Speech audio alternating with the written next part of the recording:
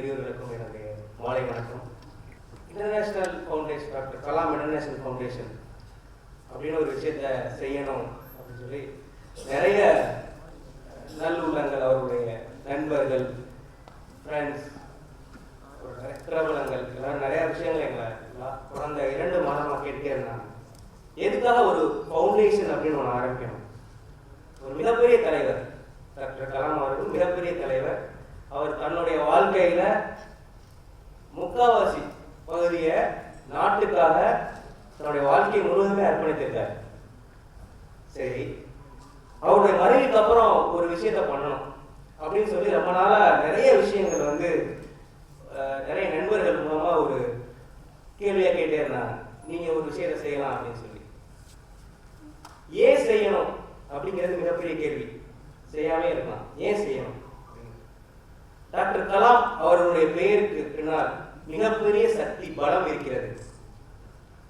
அவருடைய பெயருக்கு பின்னால் இருக்கக்கூடிய அந்த சக்தி பலம் அப்படிங்கிற ஒரு விஷயம் எப்படி இருக்குது அப்படின்னா, ஒரு தமிழகத்தையே 3 நாட்களுக்கு கட்டி போட்டிருந்தது. எந்த தலைவர் எவ்வளவு பெரிய தலைவராக இருந்தாலும் கூட ஒரு சைலண்ட் இருந்துச்சு. அவருடைய இறுதி மரியாதைக்கு வந்த அத்துணை நண்பர்களும் சரி, தெரிஞ்சவங்க தெரியாதவங்க சரி, ஒரு டிசிப்ளினை ஃபாலோ பண்ணாங்க. அப்பதான் நாங்கள் பார்த்தோம், ஒரு தலைவன், நாட்டோட தலைவர் மிக தீவிரமாக தன்னுடைய நாட்டையும் தன்னுடைய உழைப்பையும் நம்பினார். ஒரு தேசத்தை மிகப்பெரிய அளவுக்கு எடுத்து செல்ல முடியும். இது எவ்வளவு பெரிய விஷயம். ஒரு தலைவர், அவர் தனக்காக எதையுமே கேட்டது கிடையாது, நாட்டுக்காக நிறைய விஷயங்கள் பண்ணியிருக்காரு. ஆனா இந்த நாடே அவருக்காக ஒரு மிகப்பெரிய ஒரு அஞ்சலி செலுத்தினாங்க. ஒரு அந்த விஷயங்களை பார்க்கும்போது ஒரு மிகப்பெரிய தாக்கத்தை ஏற்படுத்தினால இந்த சமுதாயம், நமது நாடு அப்படிங்கிறத நம்ம எப்படி எடுத்துட்டு போறோம். நிறைய விஷயங்கள் பேசியிருக்காரு. குடும்பம் அப்படிங்கிறத தன்னுடைய பொது வாழ்க்கையிலிருந்து ஒரு 10 அடி தள்ளிதான் வச்சிருந்தார். எந்த விஷயத்திலையும் குடும்பத்தை சேர்த்துக்கிட்டே இல்லை, தள்ளிதான் வச்சிருந்தார். ஆனா குடும்பத்துக்கு சமுதாயத்தை பற்றிய நிறைய விஷயங்களை சொல்லி கொடுத்திருக்காரு. எப்படி சமுதாயத்துக்கு உன்னுடைய பங்களிப்பு இருக்கணும், நீ மட்டும் உன்னுடைய வாழ்க்கையில முன்னேற போகாது, நீ மட்டும் உன்னுடைய உழைச்சி உன்னுடைய விஷயங்களை பண்ண பார்த்தாது, சமுதாயத்துக்கு உன்னுடைய பங்களிப்பு என்ன இருக்க போகுது அப்படின்னு அவருக்கு எல்லா கிராண்ட் சொல்றேன். அவருக்கு அண்ணன் வழி பேரன்கள் ஒரு 50 பேர் இருக்காங்க வச்சுக்கோங்களேன், பேரன் பேத்தியெல்லாம் வச்சுக்கோங்களேன். ஒவ்வொருடையும் நாட்டை பத்தி சிந்தனைகளாக அதிகமா சொல்லியிருக்காரு. தன்னுடைய நாடு, நாட்டு மக்கள், சமுதாயம், இதை பத்தி தான் அதிகமா பேசியிருக்காரு. என்ன செய்ய போறீங்க நீங்கன்னா கேட்கக்கூடிய கேள்வி, நம்ம என்ன செய்யறோம்? What can we give? நீ என்ன எடுத்துக்கலாம் கேட்கிறேன். What can you give? என்ன செய்யலாம் அப்படின்னு நிறைய கேட்டிருக்காரு. அவர் இருக்கிற வரைக்கும் நம்மளால எதுவுமே செய்ய, அவருடைய அந்த பாதிப்பு, பிரதிபலிப்பு அப்படிங்கிறது மிகப்பெரிய விஷயம். அவர் கூட சேர்ந்து ஒர்க் பண்ணலாம், நிறைய விஷயங்கள் கேட்பாரு. இப்ப குலாம் இருக்காரு அப்படின்னா அவர் சிஏல இருக்காரு, அவர் கூட நிறைய அவர் கொடுக்கக்கூடிய ஸ்பீச், டாக், போன் பண்ணி கேட்பார். ரொம்ப எளிமையான மனிதர் அவர்.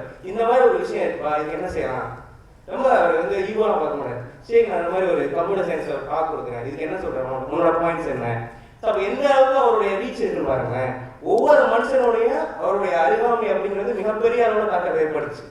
சரி, இப்ப இந்த மாதிரி ஒரு விஷயம் இருக்கும்போது இன்டர்நேஷனல் ஃபவுண்டேஷன் அப்படிங்கிறது என்ன பண்ண போகுது அப்படின்னா, அவருக்கு ரொம்ப பிடிச்சமான விஷயங்கள் மாணவர்கள் என்ன செய்யலாம், வருங்கால சமுதாயம் அப்படிங்கிறது மிகப்பெரிய விஷயம். அடுத்த 20 வருஷத்துல இந்த மாணவர்கள் நம்ம என்ன செய்ய போறோம் அப்படிங்கிறத மிக உன்னிப்பாக எல்லாருமே படிச்சுட்டு இருக்கோம். இந்த மாணவர்களோட மிகப்பெரிய விஷயங்கள் நம்ம சொல்ல முடியும். அதுல ஒண்ணு, நமது உலகம் ஒரு மிகப்பெரிய மாற்றங்களை சந்திச்சுக்கிட்டு, சுற்றுச்சூழல் பாதுகாப்பு, நம்முடைய வாழ்க்கை எப்படி இருக்கு அப்படிங்கிறத மட்டுமே பத்தி யோசிச்சுட்டு இருக்கோம். எந்தெந்த வகையிலாம் நம்மளோட சுற்றுச்சூழலை நம்ம மாற்றி அமைச்சிருக்கோம் அப்படிங்கிறத நம்ம யோசிக்கிறோம். நம்மளுடைய எப்படிலாம் எடுத்து வச்சிருக்கோம் அப்படின்னு நமக்கு தெரியாது.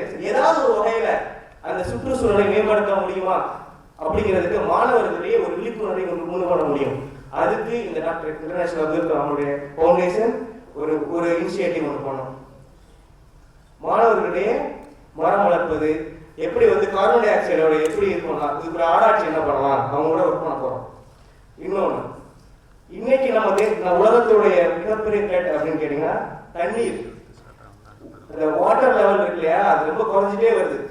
ஒவ்வொருத்தரையும் 5 அடியில் தண்ணி எடுத்தோம், 10 அடியில் தண்ணி எடுத்தோம், 15 இப்போ எப்போ எடுத்துருக்கோம், 150 அடி 200 அடி தண்ணி எடுத்துருக்கோம். இந்த தண்ணீர் அப்படிங்கிற ஒரு விஷயம் 2050 மிகப்பெரிய சேலஞ்சா இருக்க போகுது இந்த உலகத்துக்கு. நீங்க எப்படி வாட்டர்ல தண்ணி குடிக்கிறோமோ, நாளைக்கு ஒவ்வொரு டியூப்லையும் குடிக்க போறோம். அதுக்கு நம்ம என்ன செய்ய போறோம்? சரி, 2 நாளைக்கு முன்னாடி மழை பெய்ஞ்சி, இந்த மழையில எவ்வளவு தண்ணி எங்க கலந்துச்சு யாருக்கா தெரியுமா? சாக்கடையில தண்ணி போச்சு.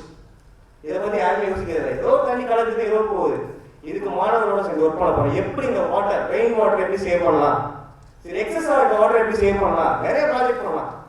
எப்படி இந்த வாட்டர் எல்லாம் கொண்டு போய் விவசாயிகளை சேர்க்கலாம்.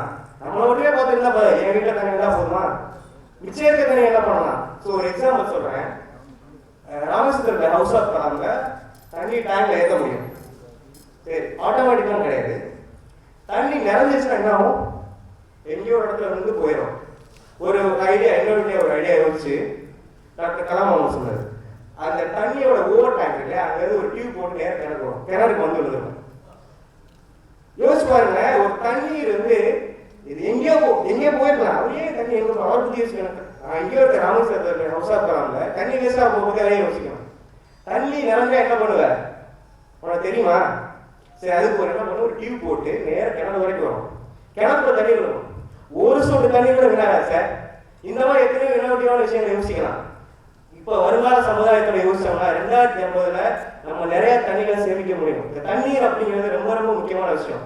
அதுக்காக நம்ம உழைக்க போறோம், மாணவர்களோட, வருங்கால சமுதாயத்தோட, விஞ்ஞானிகளோட. சரி, அடுத்து ஒரு மிகப்பெரிய நம்ம நாட்டோட ஒரு ஒரு மென்டாலிட்டின்னு சொல்லலாம். ஆங்கிலத்தில் சொல்லுவாங்க ரேட் ரேஸ் அப்படின்னு சொல்லுவாங்க. யாரு ஒவ்வொரு மாணவனுக்குலையும் ஒவ்வொரு திறமைகள் இருக்கும்.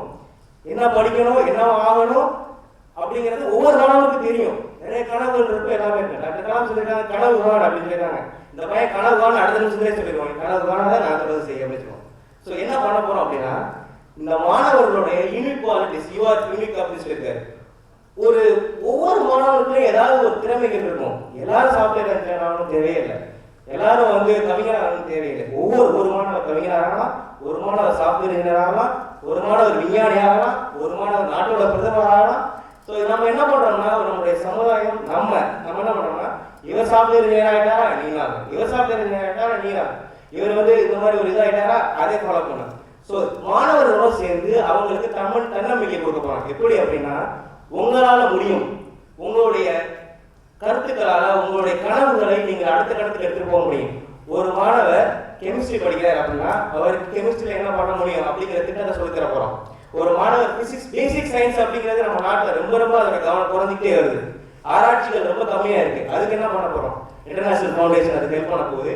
அந்த மாணவரோட சேர்ந்து நம்ம அவங்களுடைய கோல் என்ன இருக்க போகுது, ஒரு 10th ஸ்டாண்டர்ட் +2 அந்த ஸ்டாண்டர்ட்ல அவங்க என்ன ஆக போறாங்க அப்படிங்கிறத, அவங்களுடைய கனவுகளை நனவாக்குறதுக்கு அவங்க கூட ஒர்க் பண்ண போறோம்.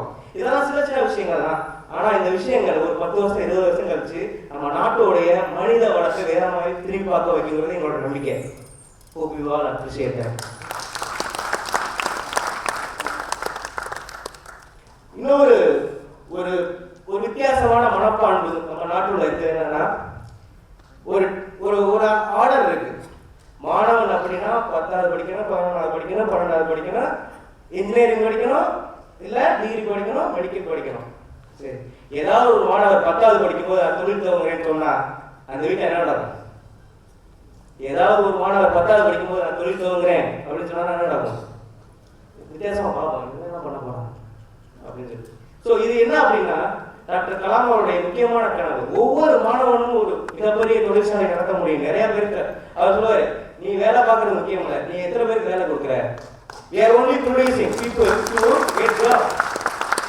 ஸோ அடுத்த நம்ம கலாம் ஃபவுண்டேஷனுடைய முக்கியமான நோக்கமாக இருக்க போகிறது, நிறைய ஆண்டர்பிரினர்ஸ் உருவாக்க போகிறோம், அவங்களுக்கு ஹெல்ப் பண்ண போகிறோம். எப்படி அடுத்த கட்டத்துக்கு போகலாம், ஹெல்ப் பண்ணுறதா என்ன, அவங்க கூட உட்காந்து பேசுகிறோம், அவங்க கூட இன்ட்ராக்ட் பண்ணுறோம், அவங்கள மோட்டிவேட் பண்ணுறோம். ஏன்னா இன்னைக்கு நம்மளுக்கு ரொம்ப கம்மியாக இருக்கக்கூடிய விஷயம் என்னன்னா தன்னம்பிக்கை. அடுத்த ஒரு விஷயத்தை செய்யறதுக்கு 100 தடவை யோசிக்கிறோம், ரெகக்னைசேஷனுக்காக ஏங்குறோம். இவர் என்ன சொல்லுவாரு, அவர் என்ன சொல்லுவாரு, செய்ய முடியுமா? ஒரு தொழில் துவங்குறது என்பது அமெரிக்காவிலேயோ ஜெர்மனியிலோ ரொம்ப சாதாரண விஷயம். அவர் கல்வி அறிவே தேவையில்லை, ஆனா அவருக்கு மிகப்பெரிய தொழிலதிபராக இருக்கலாம். அதை ரெகக்னைஸ் பண்றதுக்கு நம்ம தயங்குறோம். அதுக்கான விஷயங்கள்ல கலாம் ஃபவுண்டேஷன் இருக்கும். அதுக்கப்புறம் ஒரு முக்கியமான விஷயம் விவசாயம். இது பர்சனலா ரொம்ப நான் கவலைப்படக்கூடிய விஷயம். சின்ன வயசுல இருந்தே ஒரு தாக்கம் இருக்கு விவசாயத்துக்கு மேல எனக்கு. டாக்டர் கலாம் அவர்களுக்கு தென்னந்தோப்புகள் அதீத காதல். எப்பவுமே அவர் கேட்கறது, எத்தனை தென்னை வைக்கலாம், எத்தனை தேங்காய் கொண்டு வரலாம் அப்படின்னு சொல்லி. இவ்வளவு நாட்டோட ஜனாதிபதி, விஞ்ஞானி, அவரையே தேங்காய் பத்தி கவலைப்படணும், தென்னந்தோப்பை பத்தி கவலைப்படணும். ஏன் அப்படின்னா விவசாயம் அப்படிங்கிறது வந்து நம்மளுடைய நாட்டுடைய முதுகெலும்பு, இந்த உலகத்துடைய முதுகெலும்பு. எல்லா கம்ப்யூட்டரை வச்சுட்டோம், எல்லா புத்தகங்களை வச்சுட்டோம், பெரிய பெரிய கண்டுபிடிப்புகளை வச்சுட்டு நம்ம நாட்டை காப்பாற்றவே முடியாது. இன்னைக்கு நம்ம நாட்டுடைய விவசாயத்தை பற்றிய விஷயங்கள் வந்து ரொம்ப கவனம் கம்மியா இருக்கு. இந்த விவசாயத்துக்கு நிறைய இன்னோவேட்டிவான ஐடியாஸ் பண்ண முடியும். நிறைய ஆர்டிகல்ஸ் படிக்கிறாங்க, நிறைய இளைஞர்கள் தங்களுடைய வாழ்க்கையை அர்ப்பணிச்சு நிறைய வெளியே வர மாட்டேங்குது. அந்த மாதிரி இளைஞர்களோட சேர்ந்து ஒர்க் பண்ணி இன்னோவேட்டிவ் ஐடியா மற்ற விவசாயிகளுக்கு சொல்லலாம், எப்படி மகசூலை அதிகமாக கொண்டு வரலாம், எப்படி அந்த விவசாயத்துக்கு உள்ள தண்ணீரை எப்படி சேவ் பண்ணலாம், அந்த மாதிரி விஷயங்களை பண்றதுக்காக இந்த ஃபவுண்டேஷன் பாடுபடும்.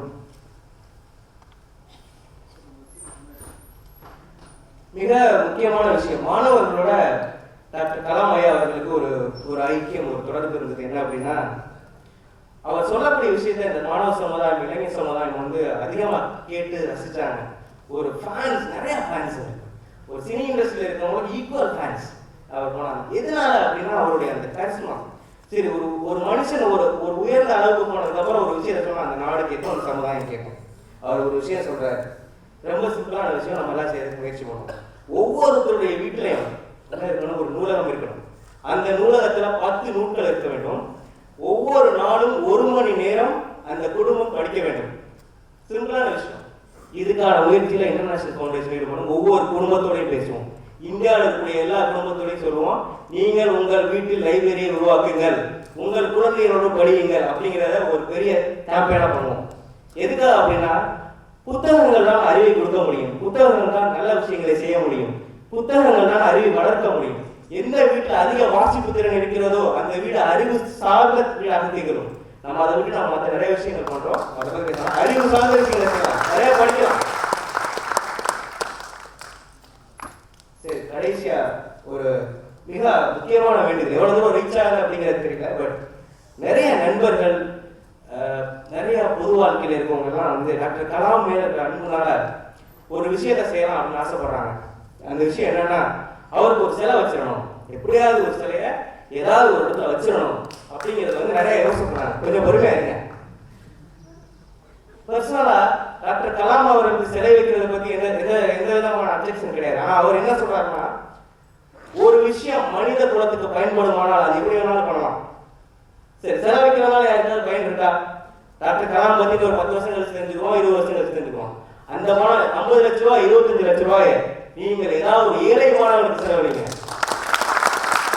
ஏதாவது ஒரு ஸ்கூல், அரசாங்க ஸ்கூல் போய் செலவழிங்க. அந்த ஸ்கூலோடைய மாற்றத்தை கொண்டு நம்ம நாளை செலவு எத்தனை கவர்மெண்ட் ஸ்கூல் இருக்கு, 100 செலவு வச்சா எவ்வளவு பணம் வரும், அத்தனை ஸ்டூடெண்ட்ஸ் நம்ம செலவழிச்சா எவ்வளவு பணம். இது டாக்டர் கலாம் அவருடைய குடும்பத்துல எல்லாருக்கும் பொதுமக்களுக்கு வேண்டுகோள், தயவு செய்து சிலை வைக்காது. அதுக்கு பதிலாக நிறைய ஒரு கிராமத்துக்கு தேடுங்க, அந்த கிராமத்தில் இருக்க இளைஞர்களை ஊத்துக்கு மேல கொண்டு வாங்க, நிறைய ஸ்டூடெண்ட்ஸை படிக்க வைங்க. ஸோ இதெல்லாம் வந்து எங்களுடைய இன்டர்நேஷனல் ஃபவுண்டேஷனுடைய சிறிய இலக்குகள், சிறிய பேபி ஸ்டெப்ஸ் சொல்லுவாங்க, அது மாதிரி கொண்டு வரலாம், அப்படி பண்ணலாம் அப்படின்னு சொல்லிட்டு. Thank you very much.